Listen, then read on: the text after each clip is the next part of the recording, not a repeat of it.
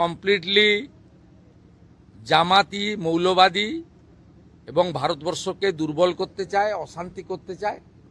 আর গত 10 সপ্তাহব্যাপী যে বিজেপি রাষ্ট্রবাদী সরকার চলছে, তারা যে সিদ্ধান্তগুলো আইন কার্যকর করার ক্ষেত্রে নিয়েছে, সেই যন্ত্রণা থেকে এই অসভ্যতামিটা এরা করছে।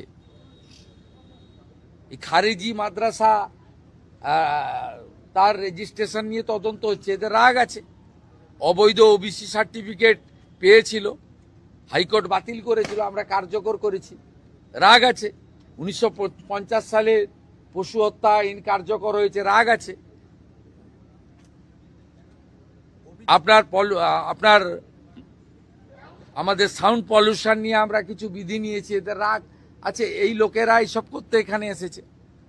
প্রধানমন্ত্রীর ছবিতে লাথি মারা, মুখ্যমন্ত্রীর ছবিতে লাথি মারা, প্রধানমন্ত্রীকে ব্যক্তিগতভাবে যে ছবি মানে চোখে দেখা যায় না, এটা আন্দোলন নাকি?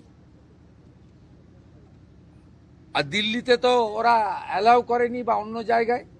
আজাদি আজাদি কি? এবং কেউ কেউ তো ন্যাশনাল ফ্ল্যাগটাই ধরতে জানে না, উল্টো দিকে ধরে রেখেছিল। এরা কেউ আন্দোলনের লোক নয়, ছাত্র নয়, এরা গুন্ডা। গুন্ডা দমন আইনে ব্যবস্থা হবে। গতকাল বিধানসভায় যা বলেছি ওটাই ফাইনাল।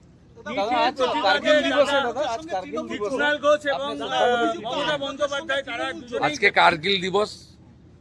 কার্গিল দিবসে যারা